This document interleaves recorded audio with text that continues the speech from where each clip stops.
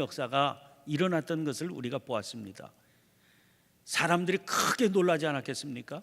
그래서 솔로몬 행각에 모여들었는데 그 모인 백성들 앞에서 베드로가 설교를 합니다. 3장 12절부터 16절까지 그 내용이 실려 있습니다.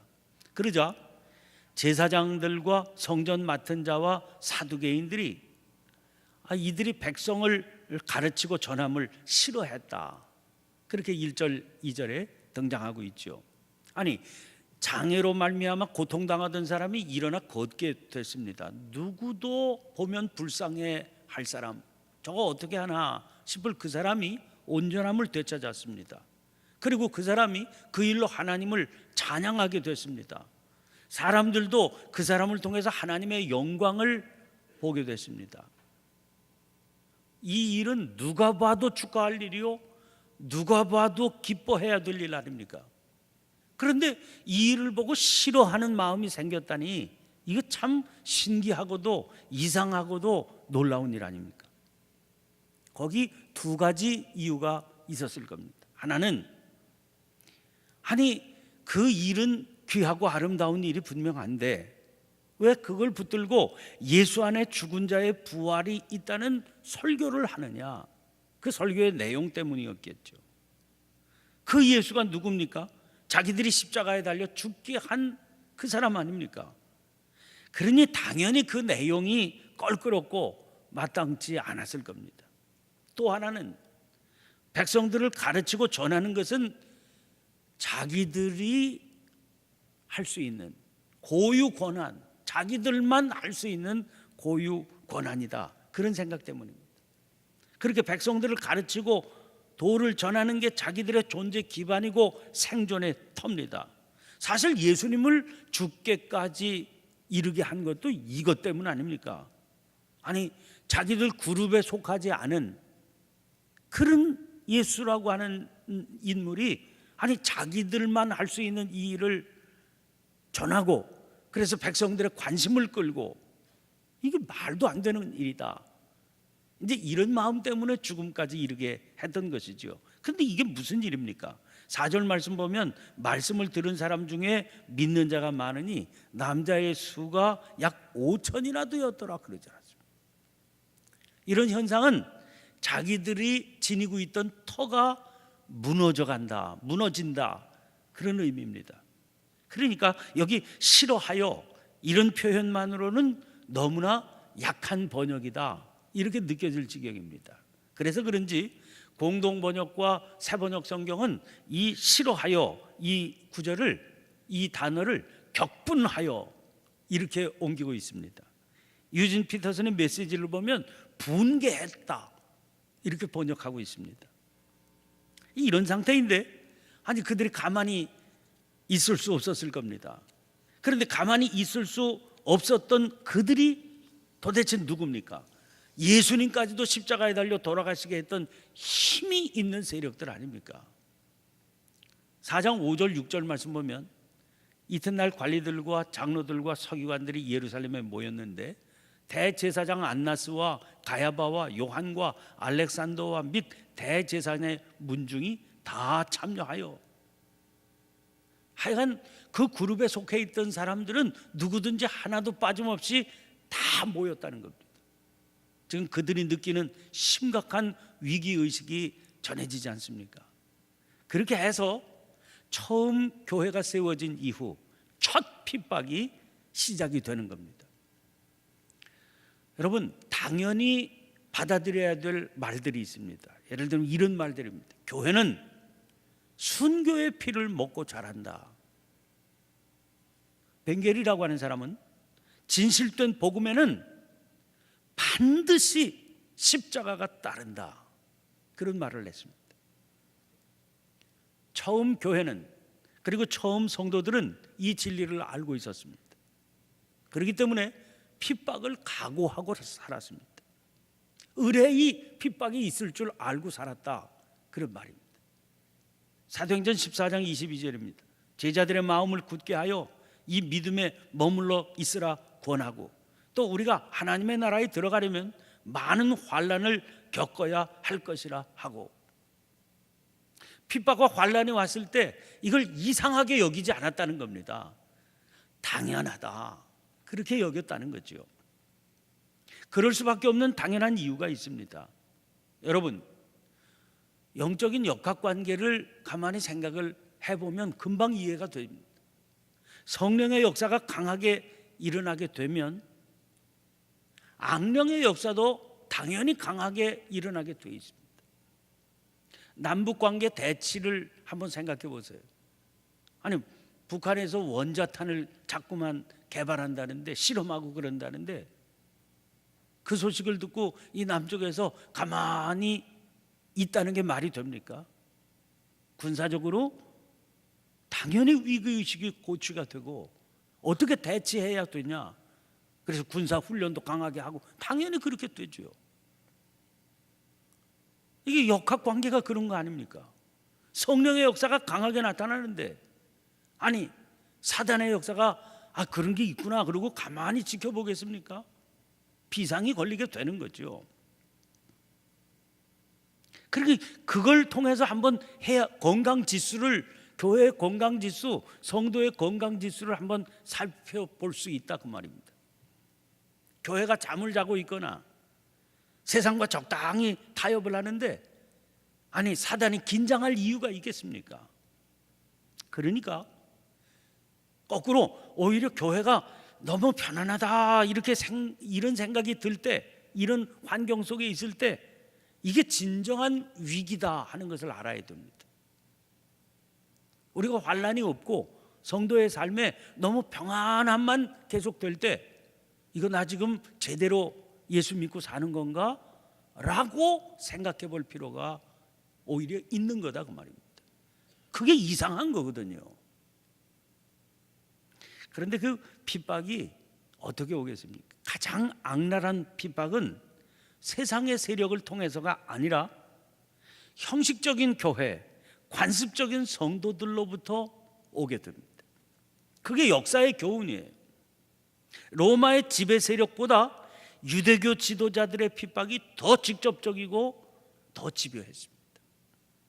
심지어 유대교가 아닌 예수님을 그리스도라고 고백하는, 자기들은 진실한 믿음으로 예수 그리스도를 믿고 고백한다고 확신하는 그런 이들의 핍박이 훨씬 더 심했습니다.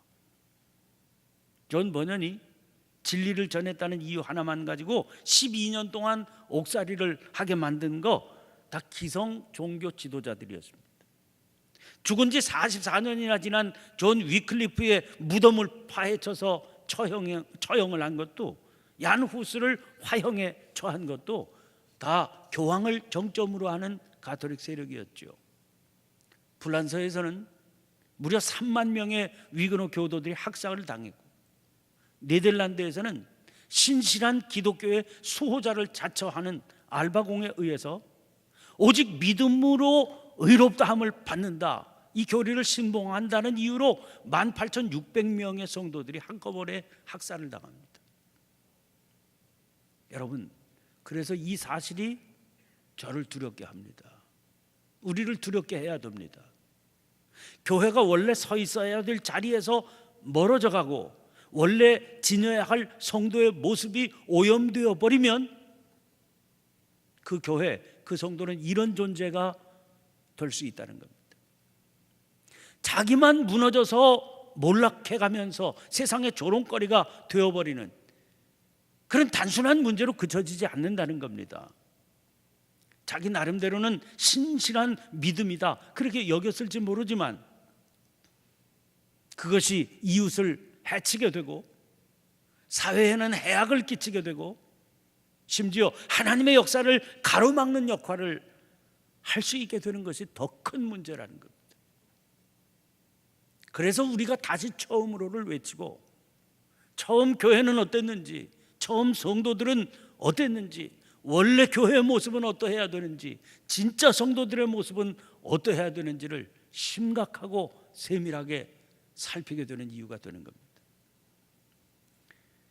사도들을 붙잡아 가두고 공회의 이름으로 신문했지만, 아니 사도들이 조금도 당황하지도 않고 위축되지도 않고 오히려 자기들의 주장을 담대하게 전개하는 바람에 공회가 궁지에 빠지게 됩니다. 궁지에 빠지게 된 원인이 또 있죠. 13절 말씀 보면 본래 학문 없는 범인으로 알았다 그랬지 않습니까? 아무것도 아닌 존재로 알았어요. 그냥 공갈만 치고 위험만 하면 쭈그러들 줄 알았습니다. 그런데 베드로와 요한이 자기들의 결정을 받아들이기는커녕 오히려 담대하게 말하고, 그렇게 당황이 되는 거죠. 공회가 옳고 그름을 가릴 수 있는 진리와 정의의 힘으로 백성들을 지도했다면, 그러면 옳고 그름을 잘 헤아려서 베드로와 요한을 설득하고 이해시켰을 겁니다. 근데 그렇게 하지 않았다는 증거지요. 이들은 진리와 정의 위에 서 있지 않고 자기들의 직함으로 군림을 하고 있었습니다. 내가 누군데 내 말을 안 듣느냐, 이런 식이죠.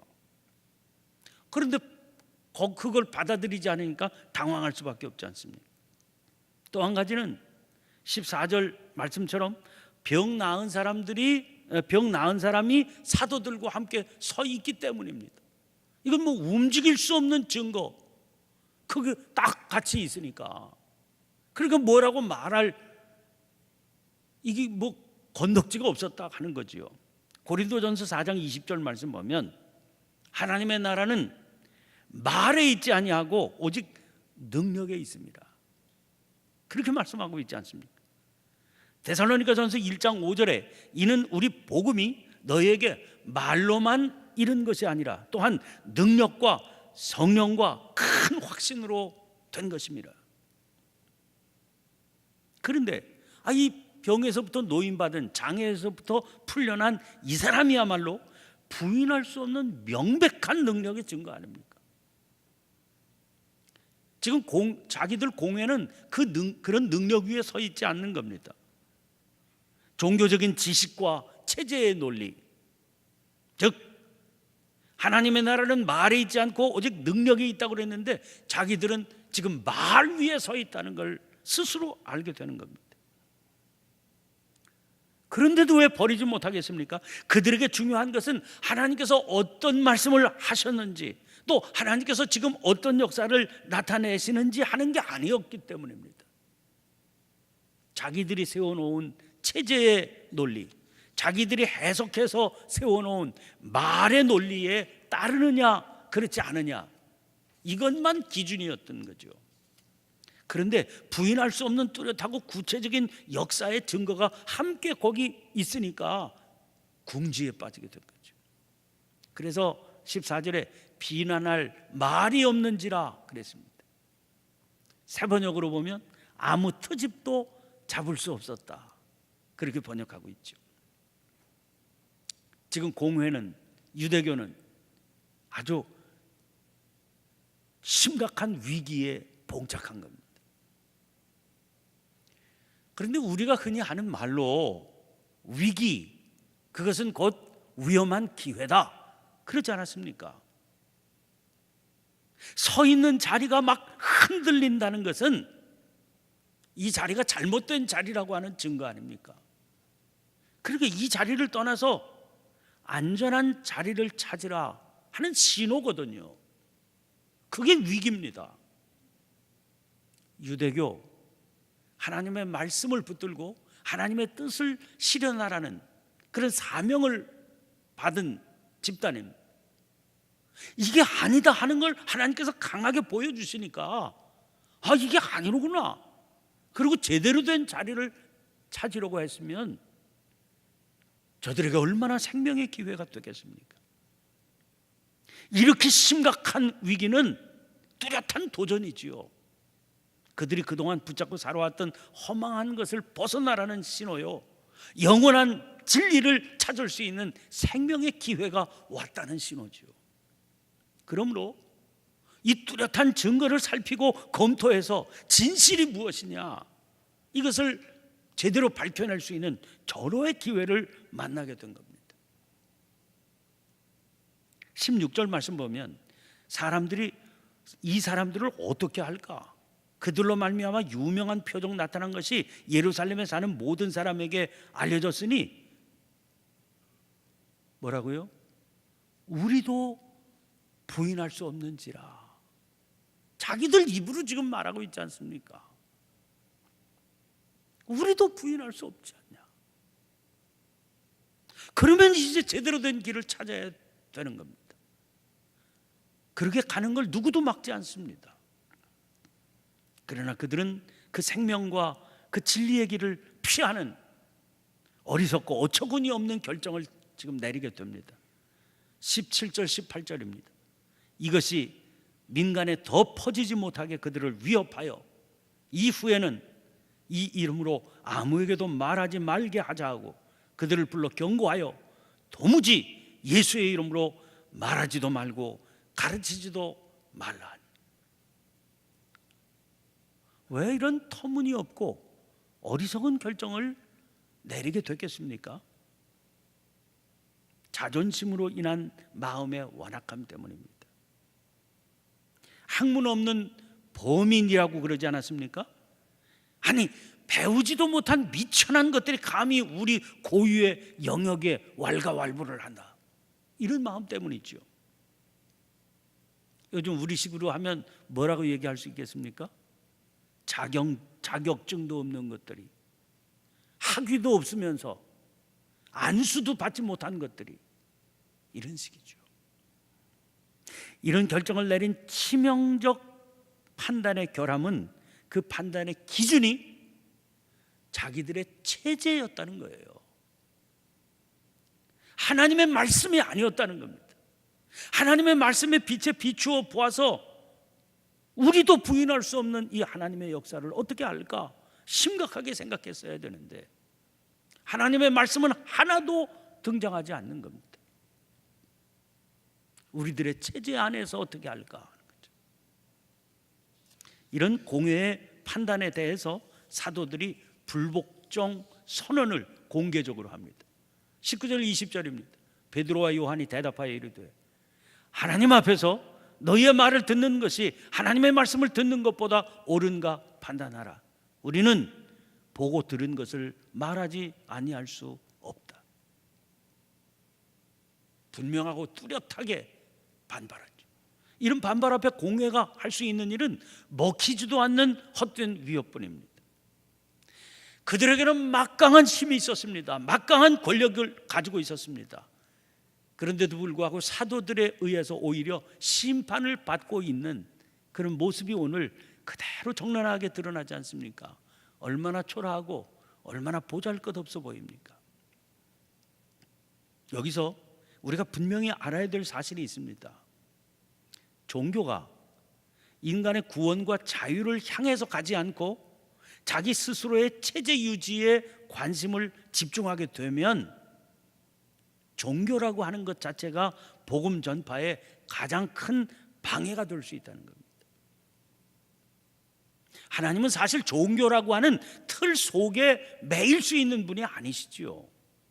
그런데 마치 자기들의 종교라고 하는 틀 속에서 하나님을 조종할 수 있는 듯이, 움직일 수 있는 듯이 착각하거나 고집을 부리는 그런 경우가 허다하다는 겁니다. 그래서 체제 유지를 위해서 전통만 강조하고 그것이 도전받을 때 협박하고 강요하는 것을 주저하지 않는, 이런 성향을 지니는 종교에 무슨 영적인 충만함이 깃들 수 있겠습니까? 당연히 생명의 약동과 기쁨이 거기에 없지요. 지금 명백하게 드러나고 있는 유대교의 한계가 그것입니다. 여러분, 근데 중요한 것은 그건 유대교니까 그렇다, 그렇지 않습니다. 그리스도라고 하는 이름을 붙였다고 해서 다르지 않습니다.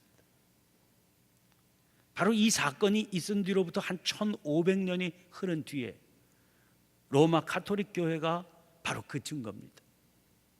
1517년 교황청의 비성경적이고 강압적인 면죄부 판매에 반발한 마틴 루터라고 하는 젊은 수도사가 성 비텐베르그 성당 문에 95개조로 된 논제를 걸고 이 논제들을 가지고 한번 하나님의 말씀을 들고 토론해 보자 요청을 했습니다. 교황청은 처음에 그렇게 심각하게 여기지 않았습니다. 저 제정신이 나간 수도사가 일탈적인 행위를 하는 것에 불과하다. 저것쯤은 엄한 명령을 한번 내리면 끝날 거다. 이렇게 생각했습니다. 무시하고 우습게 여긴 거죠. 그러나 상황이 쉽게 진정되지 않았습니다. 결국 추기경 카예탄이 독일로 파견되었습니다. 설득을 합니다. 나는 뉘우친다. 이렇게 말 한마디만 해주면 용서하겠다. 루터가 단호히 거부합니다. 결국 1520년 6월 16일 루터를 공격하는 교황청의 교서가 발표되고 1521년 1월 3일 루터는 파문됩니다. 루터를 파문할 때 발표한 교황의 교서의 제목은 이렇습니다. 로마 교황이 하는 일은 옳다. 이게 파문 교서의 제목입니다. 그리고 며칠 지난 1521년 4월 17일 독일의 워름스라고 하는 도시에서 제국회의가 열리는데 신성 로마 제국 칼 5세 황제 앞에 재판을 루터가 받게 됩니다. 그 재판의 자리에서 그의 신학적 입장을 밝히라 그런 명령을 받고 하루의 말미를 얻은 후에 결국 그 결정적인 날 루터가 제국의회 앞에서 단호하게 이렇게 선언합니다. 성경과 명백한 이성에 의해 납득되지 않는 한 저는 교황이나 종교회의의 권유들을 받아들일 수 없습니다. 왜냐하면 이들은 서로 모순되는 일이 많기 때문입니다. 내 양심은 하나님의 말씀에 사로잡혀 있습니다. 따라서 나는 아무것도 처리할 수 없으며 또 처리하지도 않을 것입니다. 왜냐하면 양심을 거스르는 일은 옳지도 않고 안전하지도 않기 때문입니다. 나는 달리 어떻게 할 도리가 없습니다. 여기에 내가 서 있나이다. 하나님이여 나를 도우소서. 아멘. 그리고 그로부터 499년이 지난 지금의 교회, 특별히 한국 교회를 살펴봐야 됩니다. 여러분, 지금 우리가 추구하고 있는 것은 종교적인 교회 체제의 유지입니까? 복음 운동입니까? 오늘 본문에 등장하는 공회의 모습과 우리 교회의 모습은 얼마나 차이가 나고 얼마나 근원적으로 다른 것입니까? 그래서 우리 감리교 창시자였던 존 웨슬리 목사님의 유명한 말씀을 늘 기억하고 살아야 됩니다. 나는 이 땅에서 감리교회가 사라지는 것을 두려워하지 않는다. 다만 감리교회 정신은 사라지고 껍질만 남은 감리교회가 존재하는 것이 두려울 뿐이다. 왜 우리가 이 시점에서 다시 처음으로를 목청껏 부르짖어야 되는 겁니까? 우리 교회 역사 110년을 넘어가는 때인데 다만 유구한 역사 110년을 내세우는 것으로만 그칠까 두려운 마음 때문입니다. 진정 지금 우리가 서 있는 자리는 주님 앞에 바로 서 있는 자리, 당연히 주저앉지 않고 역사를 이어가야 될 소명의 자리인지를 살펴보고자 합니다. 냉정하게 살펴봐야 될 일이죠. 치열하게 씨름하지 않으면 안 될 문제이기 때문입니다. 에베소 교회를 향한 사도 바울의 기도가 뭐였습니까? 우리 주 예수 그리스도의 하나님 영광의 아버지께서 지혜와 계시의 영을 너희에게 주사 하나님을 알게 하시고, 주님의 영으로 하나님을 알게 되는 게 중요하죠.